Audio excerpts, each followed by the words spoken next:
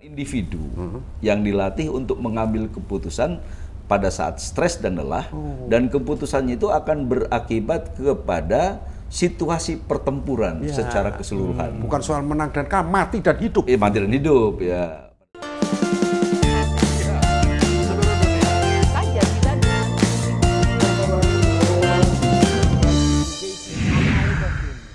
Luar biasa. Meja makan.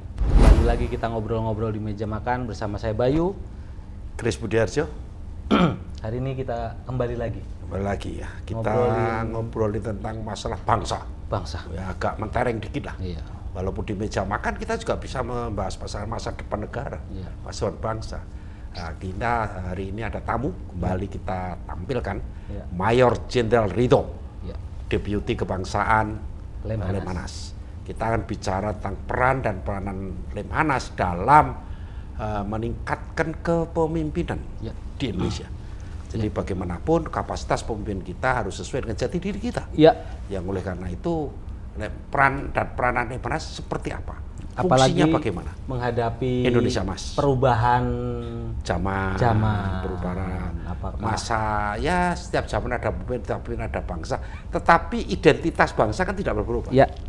Hanya dengan penyesuaian situasi, bahasa dan sebagainya. Tapi intinya tidak boleh berubah. Nah, kita tanyakan kepada beliau. Selamat malam, selamat di meja makan. Selamat malam Pak Dekris, selamat malam Dinda Bayu. Terima kasih sudah diundang ke meja makan ini untuk berbincang santai. Bahasanya di saat-saat yang kira-kira rawan ini, menjelang malam ini kan biasanya orang ada lelah, ada ngantuk, tapi kita bincang santai supaya membangkitkan semangat. Cocok. Nah, ini kami ingin banyak pertanyaan netizen setelah kita bincang-bincang tuh kupas tuntas tentang Lemhanas.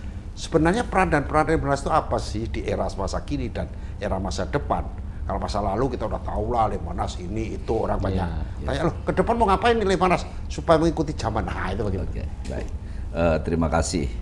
Kita akan mencoba ini untuk menjelaskan secara sederhana, masuk akal. Tetapi tentunya kita juga tidak bisa lepas dari awal mula mengapa Lemhanas itu dibentuk. Pada saat masa lalu pembentukan pertama yang dicanangkan oleh Bapak Presiden Republik Indonesia pertama, Bapak Soekarno, beliau menyampaikan bahwa salah satu tujuannya pembentukan Lemhanas adalah untuk mengintegrasikan para pemimpin nasional dari kalangan militer maupun sipil. Karena pada kenyataannya di dalam kehidupan berbangsa dan bernegara ini selalu saja diwarnai dengan adanya kepemimpinan sipil dan militer yang dianggap oleh orang selalu berbeda. Yang satu dianggap menuju kepada kesejahteraan semata, sementara yang militer dianggap hanya berorientasi pada masalah pertahanan dan keamanan. Padahal di dalam pemikiran kita bahwa dalam pengelolaan sebuah negara, tujuan untuk mensejahterakan rakyat dan melindungi kedaulatan negara dan keselamatan bangsa ini menjadi hal yang tidak terpisahkan. Bermula dari itulah maka hadir Lemhanas tentunya. Lalu perannya apa? Tentunya perannya ini adalah bagaimana Lemhanas bisa menanamkan nilai-nilai kepada para pemimpin nasional di Indonesia dan masyarakat, bahwa di dalam mengelola kehidupan berbangsa dan bernegara ini kita harus punya kekhasan. Kekhasan tentang kenusantaraan dan keindonesiaan itu sendiri. Oleh karena itu, karena ada kekhasan dan ada keindonesiaan itu, maka kita tidak boleh tercerabut dari nilai-nilai yang sudah harus dipahami pada saat awal kita berkonsensus sebagai sebuah negara untuk menyelenggarakan negara. Itu yang pertamanya. Lalu tadi Pak D dengan Dinda Bayu menyampaikan, lalu bagaimana kontribusinya terhadap kepemimpinan? Maka hadirlah di situ yang menyatakan bahwa salah satu peran Lemhanas adalah menyiapkan para calon pemimpin strategis nasional. Calon pemimpin strategis nasional. Sehingga mereka bisa memahami dengan benar, yang pertama punya wawasan geopolitik dan geostrategi, yang kedua dia mampu memahami tentang tata kelola negara yang baik, sehingga bisa melaksanakan pembangunan nasional secara berkesinambungan dan berkelanjutan. Begitu kira-kira. Apalagi tuh presiden kita kan menurut undang-undang panglima tertinggi. Ya kan? Kalau dari sipil dia juga harus membawahi semuanya, tentara dan segala macam. Ya kan gitu. Artinya gini, sinergitas antara pemimpin sipil, pemimpin militer itu digodok di Lemhanas. Dan kemudian harus ada konsep, bukan hanya konsep tapi dalam pelatihan. Tapi juga harus ada pemikiran-pemikiran ke depan seperti misalnya bukan hanya menyiapkan calon pemimpin strategis nasional, tetapi karena peran daripada pemimpin informal menjadi sangat penting dalam kehidupan berbangsa dan bernegara ini, sehingga pemimpin dalam pengertian ini tidak hanya pimpinan, tapi betul-betul pemimpin. Maksudnya pimpinan ini orang yang diikuti itu formal, pimpinan karena jabatan, sebagai dirjen, sebagai jenderal, sebagai apapun. Nah, pemimpin itu adalah berbeda lagi. Nah, yang kita siapkan kan pemimpin strategis, pengayom kan gitu kan, beda kan. Pimpin, tetapi memang sebagian besar adalah pimpinan, tapi juga ada pemimpin yang bukan pimpinan, dalam tanda kutip sebagai pimpin formal di pemerintahan, kan gitu kira-kira. Itu juga pengaruh besar. Nah, kalau sekarang bagaimana ke depan ini agar anak-anak muda, pemilik masa depan bangsa, kan ada syarat-syarat, enggak diikutkan. Syarat-syarat Lemhanas kan banyak. Itu tidak harus ikut yang kebiasa dilakukan PPRA, PPSA itu kan rutin, itu lanjut aja. Harus ada inovasi. Inovasi apa maksud saya? Ya ini saya tanyakan kepada beliau ke depannya ini agar semakin banyak yang terlibat atau diikutkan dalam pelatihan. Kan bisa saja dengan sistem online, dengan sistem FGD, banyak cara lah. Apalagi anak-anak muda kan tidak suka indoktrinasi tidak suka yang bersifat harus begini harus begitu, tapi harus masuk akal, ngeyelan, udah kan gitu, ngengkelan, dan kepoan, itu menurut saya bagus. Dan pemimpin saat ini selebgram itu juga kadang-kadang pemimpin. Pengikutnya banyak. Kan? Mempengaruhi pemikiran mereka banyak gitu loh. Jangan sampai hati bergeser nanti. Jadi pola kepemimpinan informal itu ada selebgram, ada apapun namanya. YouTuber. Nah, ini menurut saya bagaimana kira-kira? Kita berangkatnya dulu kalau kita bahas tentang pemimpin strategis nasional itu. Kita berangkatnya dari pemimpin itu apa tuh? Sebenarnya adalah seseorang yang bisa mempengaruhi orang lain untuk bisa mengikuti idealismenya untuk menuju sebuah tujuan. Itu pemimpin. Artinya adalah terletak pada seni mempengaruhi pemikiran orang. Itu pemimpin. Gitu. Tapi kalau pimpinan adalah lebih kepada sosok yang diberikan amanah oleh kesepakatan kita bersama untuk meliding suatu kegiatan agar mencapai tujuan nasional. Itu pimpinan. Nah, sekarang yang dibahas tentang masalah pemimpin ini, siapakah yang cocok untuk menjadi seorang pemimpin nasional, skalanya nasional?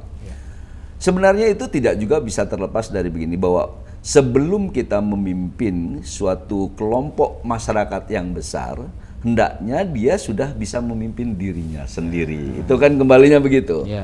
Karena ada istilah nih, kalau di dalam bahasa Jawa itu, kalau nagara itu memimpin negara sama dengan memimpin ragana. Ragana, nagara. Artinya bahwa seorang orang yang dicalonkan untuk bisa menjadi pemimpin nasional, dia harus selesai dengan dirinya sendiri.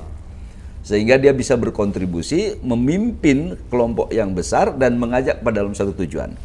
Beberapa persyaratan seorang pemimpin sebenarnya adalah salah satunya gini, bahwa seorang pemimpin harus tahu dengan benar tujuannya. Yang kedua, seorang pemimpin harus paham benar bagaimana mencapai tujuannya. Yang ketiganya, bahwa pemimpin harus mampu mengajak yang dipimpinnya untuk mencapai tujuan sesuai dengan pemahaman dirinya dalam menentukan titik-titik yang harus dilalui untuk mencapai tujuan. Itu pemimpin. Itu pemimpin. Kalau tidak seperti itu bukan pemimpin. Nah, persoalannya setiap zaman ada pemimpinnya. Setiap pemimpin ada zamannya. Nah, kalau kita bicara masalah kepemimpinan masa depan, yang tentunya kita tidak mungkin melupakan bahwa yang masa depan itu yang akan mengoperasionalkan negara ini adalah adik-adik yang masih muda-muda nih. Yang muda-muda ini seperti apa tuh? Karena ini menjadi suatu kajian yang sangat strategis untuk keberlanjutan dan keberlangsungan kehidupan berbangsa dan bernegara. Negara nih ya. Maka calon pemimpin walaupun dia muda, tetapi dia harus paham betul tentang nilai-nilai bangsanya yang harus dipegang teguh. Kalau Pak Karnodo bilang, dia tidak boleh melupakan tentang karakter bangsanya. Karakter building menjadi penting. Nah, bagaimana kita bisa pertama awal ini menyiapkan para calon pemimpin masa depan ini agar tidak tercerabut dari karakter bangsanya itu? Tentunya harus ada sebuah metode yang inovatif untuk menanamkan nilai-nilai kebangsaan kepada para calon pemimpin itu. Kemudian yang kedua juga kita harus bisa mengizinkan bagaimana caranya mengelola sebuah negara yang baik dan tetap mempertahankan bangsanya itu sebagai satu kesatuan yang utuh. Yang ketiganya, dia harus diinformasikan tentang kemungkinan perkembangan dan dinamika kehidupan berbangsa dan bernegara masa depan yang akan dihadapi pada zamannya. Itu kira-kira clue besarnya aja. Pak Ridho, Pak Jenderal, sudah berapa lama di Lemhanas? Saya sudah hampir 4 tahun. Hampir 4 tahun di Lemhanas. Dulu kebetulan pertama masuk saya diminta untuk menjadi peserta Lemhanas. Setelah itu 2 tahun kemudian saya hadir di Lemhanas sebagai tenaga ahli pengajar. Dan beruntung pada saat itu saya dijadikan tenaga ahli pengajar di bidang kewaspadaan nasional. Jadi saya harus tahu tuh sebenarnya apa sih masalah-masalah yang harus dihadapi oleh para pemimpin di dalam mengelola kehidupan berbangsa dan bernegara dalam 3, 5 atau masa yang akan datang. Itu selalu saja dia menjadi menjadi pertarungan pemikiran di depan saya sebelum saya berhadapan dengan para peserta. Nah, kemudian juga saya diberikan kesempatan untuk menjadi wakil koordinator tenaga ahli pengajar.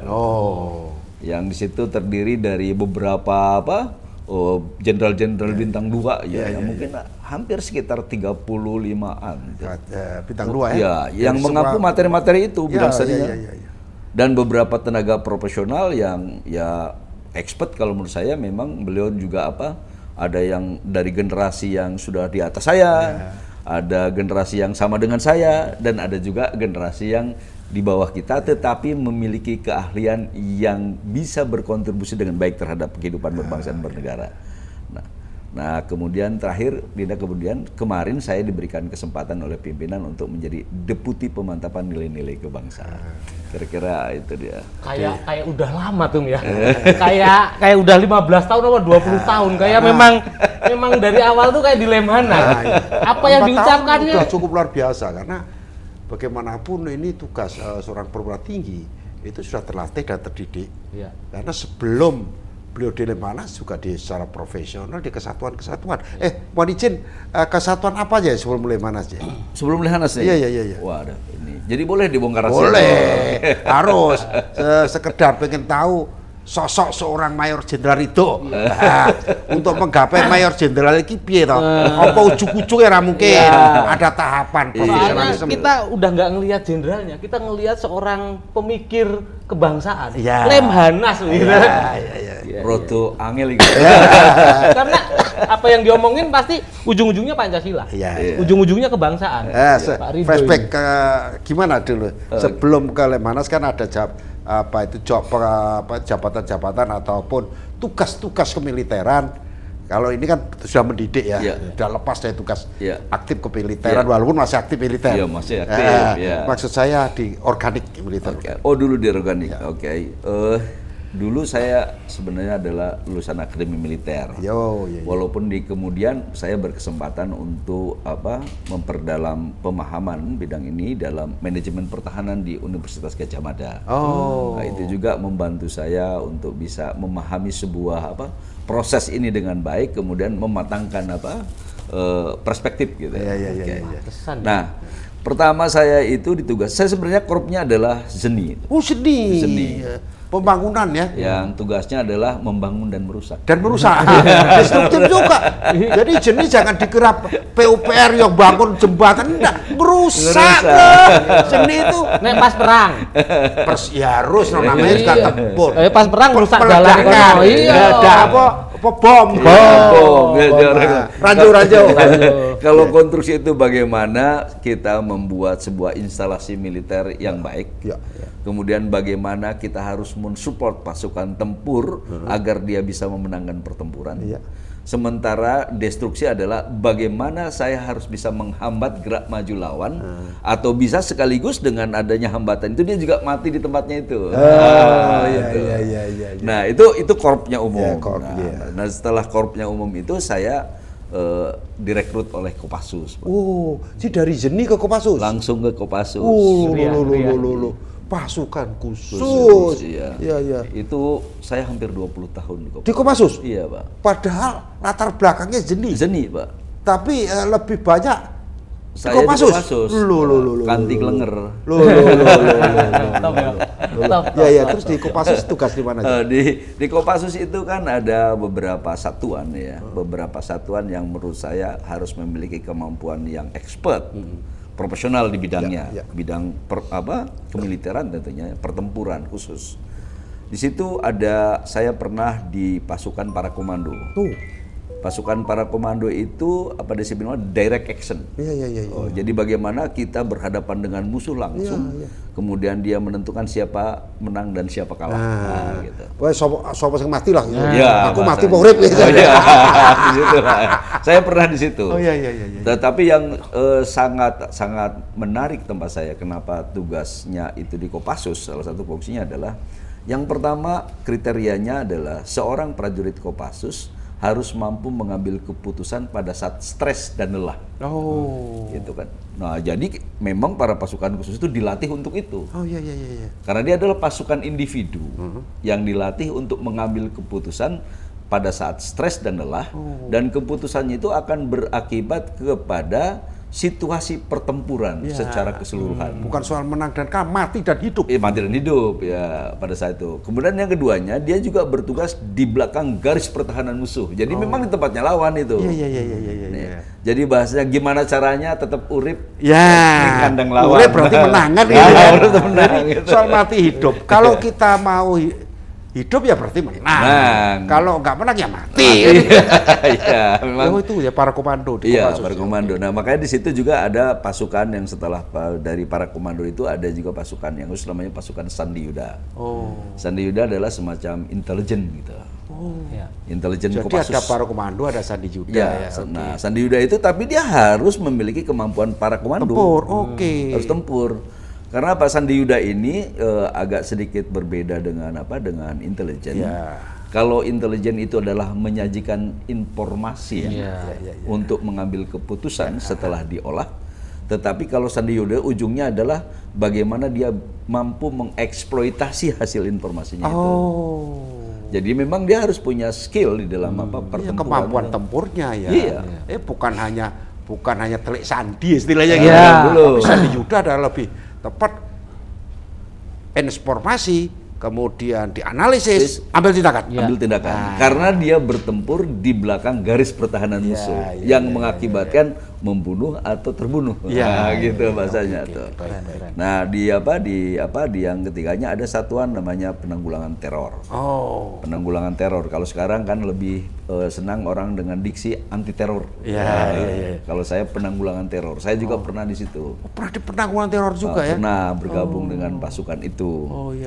Ya, saya pikir itu juga sangat baik, tetapi secara taktik dan teknik tentu saya tidak bisa sampaikan di sini. Ini hanya pengalaman aja. Jadi gini loh, ini kan dosen Lemhanas, kemudian jadi deputi, emang bener tentara nggak sih kan gitu kan? Tentara tugasnya apa ya? Ini sudah disampaikan bahwa beliau Kopassus. Iya. Kok tapi dari seni ya kan? Tukang bangun, padahal ternyata merusak. Ilmunya bukan hanya membangun tapi merusak. Destruktif dan Tapi Mbien aku ganteng loh. Mbien aku ganteng loh. Kopassus. Raketo. Kemudian di Kopassus, di Para Komando, di Sandi Yuda, di kemudian di apa? Gultor, apa itu anti teroris. Terus apa gimana? Terus setelah itu saya menjadi wakil asisten logistik dan kasih dalam situ saya sampai dengan letnan kolonel berada di Kopassus hampir 20 tahun itu. Kemudian setelah itu saya juga bertugas di Direktorat Seni Angkatan Darat. Ini di situ Direktorat Seni Angkatan Darat itu ada beberapa skill kemampuan. Di samping membangun, merusak, menyamar, kemudian nuklir, biologi dan kimia. Wow, sampai ke soal biokimia. Iya, nuklir, biologi, kimia. Nuklir, biologi. Tapi jadi kemampuan nyebar penyakit itu di kalian juga ya? Nek di kongkon negara. Kalau sewaktu-waktu diperlukan. Dibutuhkan. Tapi siap untuk lakukan. Iya. Punya ilmunya. Adalah ilmunya, walaupun terbatas. Karena ya memang kebutuhan kita dalam nuklir, biologi, kimia kita hanya kemampuan terbatas saja. Karena kita tidak doktrin masalah pertahanan negara kita bukan untuk menyerang, tetapi kita minimum mengetahui dan menguasai ilmunya lah. Menguasai ilmunya sehingga kita bisa melakukan antisipasi pertahanan negara, antisipasi dan mentreatment kejadian-kejadian yang bisa membahayakan keselamatan bangsa dan negara. Itu dia. Jadi itu di Seni ya, luar biasa Seni, ya, Direktorat Seni itu ya. Ya, kebetulan. Terus setelah itu saya diberikan kesempatan untuk menjadi konstruksi nih, menjadi kepala Seni Kodam. Saya di situ disuruh bagaimana sih ngelola uang gitu kan.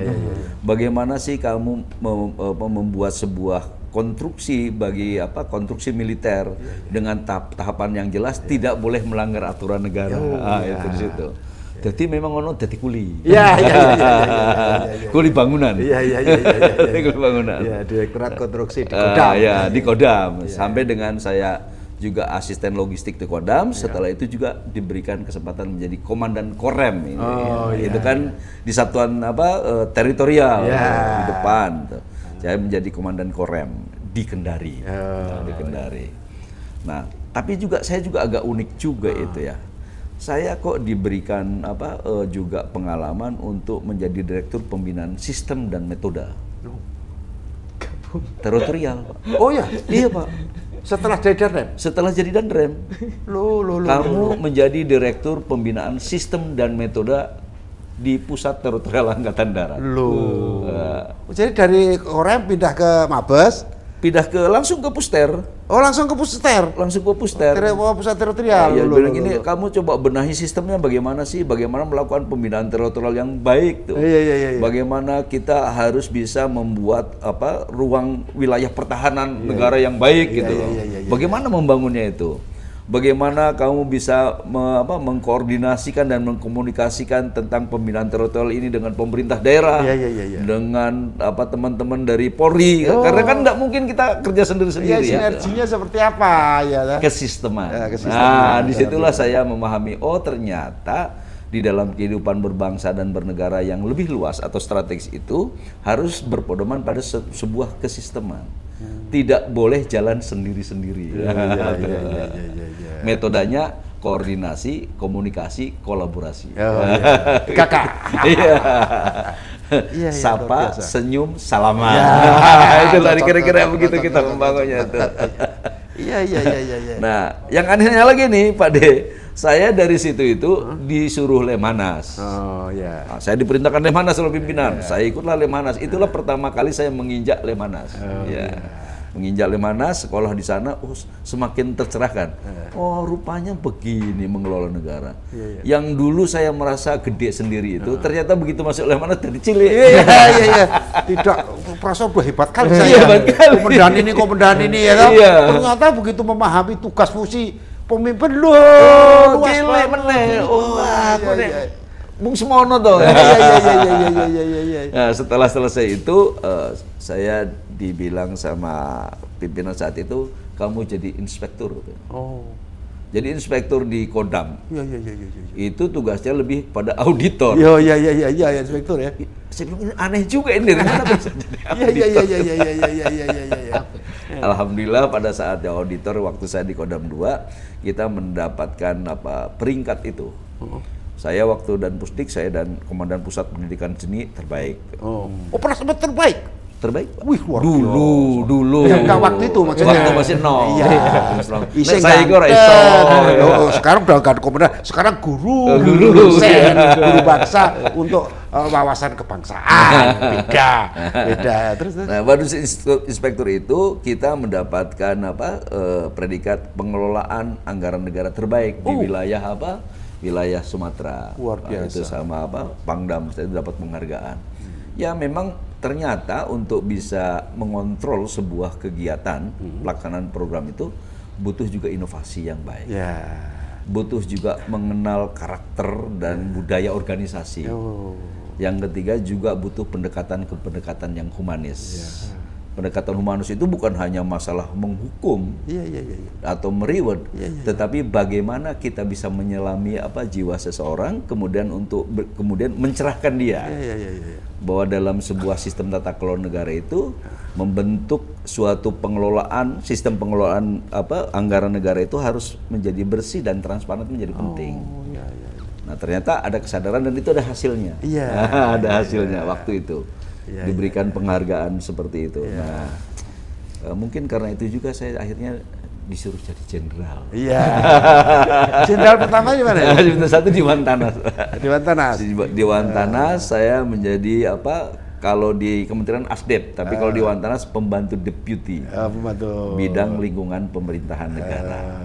Di situ tugasnya adalah mengkaji, kemudian menganalisis, membuat sebuah formulasi rekomendasi saran bagi pimpinan strategis, kemudian membuat surat kepada Presiden, mengkonsep apabila ada persoalan-persoalan yang dianggap penting untuk diatasi secara cepat, namanya kirpat.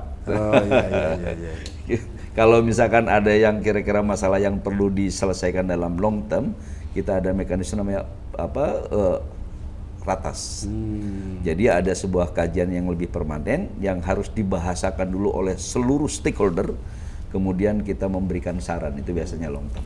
Nah tentunya kalau saran itu ya namanya kalau ke Presiden kan bukan sendiri aja yang berikan saran, banyak ngasih saran. Itu sifatnya berkontribusi untuk memberikan saran, siapa tahu bisa melengkapi saran-saran yang lainnya demi kepentingan nasional, begitu. Setelah itu baru deh jadi tenaga ahli pengajar di Wantanas ya. Sampai sekarang akhirnya jadi deputi bintang loro. Alhamdulillah.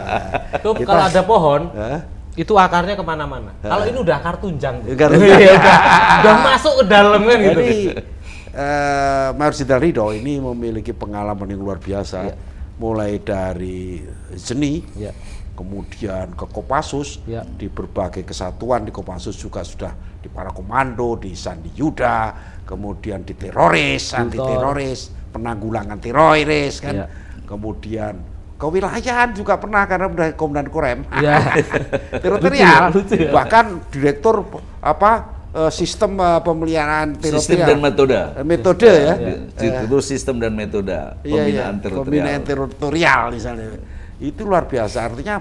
Dan kita di Presiden Inspektur juga di Wantanas tukang ketik, konseptor, mendengar, menulis, konsep juga jago. Artinya bahwa alhamdulillah beliau bersyukur bahwa di setiap penugasan yang dilakukan itu siksa, tidak linier bahkan.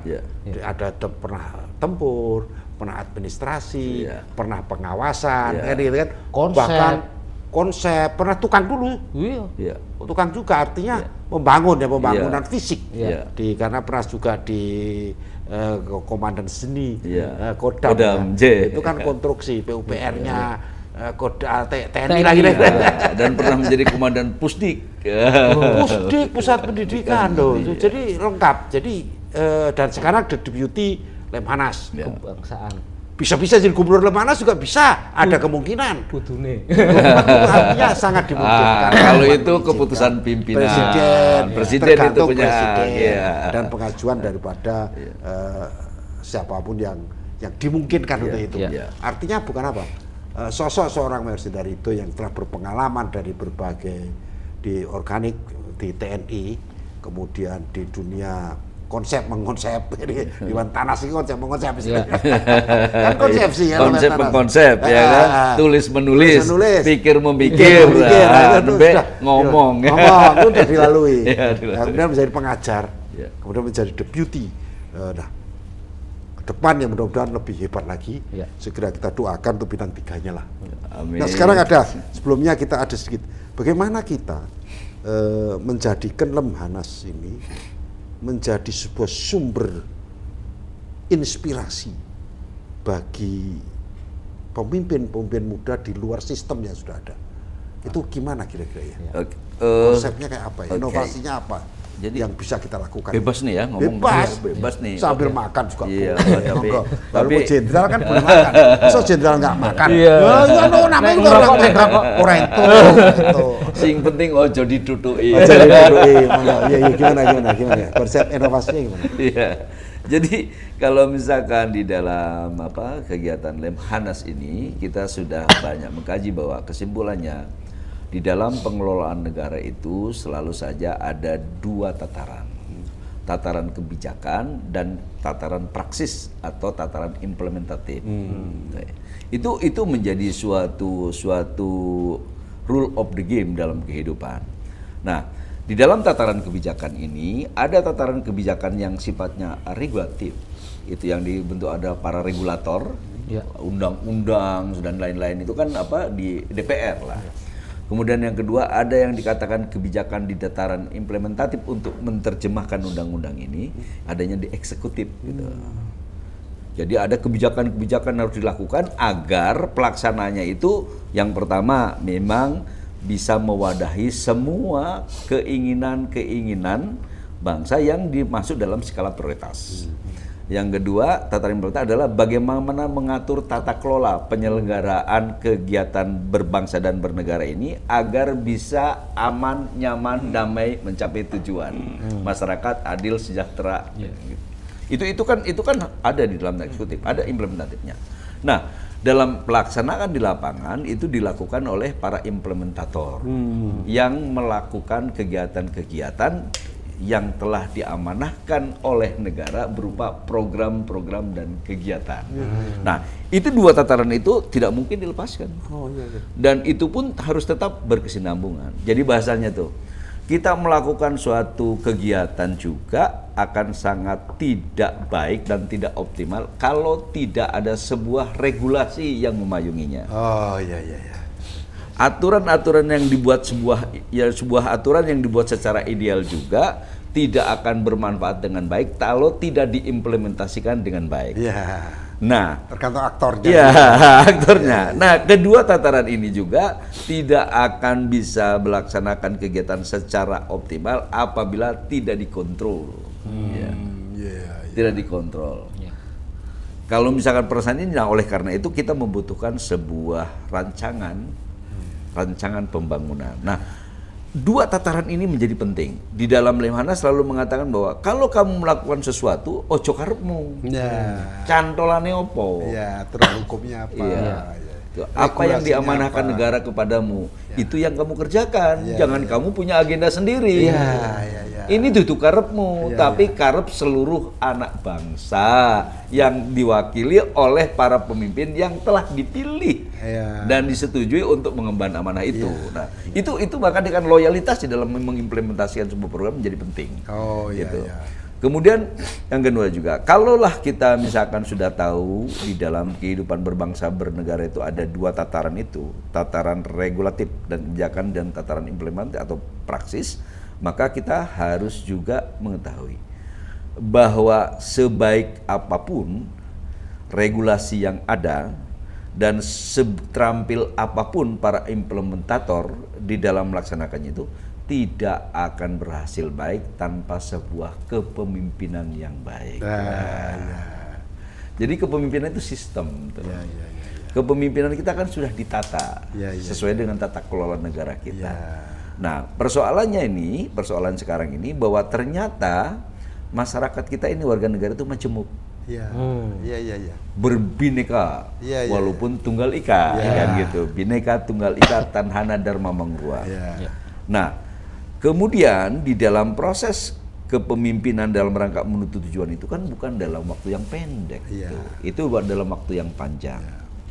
Oleh karena itu kita sebagai seorang warga negara yang baik harus mampu berkontribusi baik pemikiran maupun pelaksananya untuk meyakinkan pemerintah, untuk meyakinkan pengelolaan negara bahwa pengelolaan ini harus bisa mensejahterakan masyarakat pada zamannya, tetapi juga harus menyiapkan kepemimpinan masa depan yang lebih baik, yang orangnya juga pasti akan silih berganti.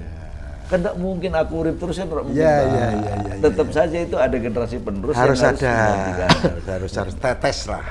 Anak cucu. Nah, anak cucu ini harus disiapkan. Bagaimana inovasinya?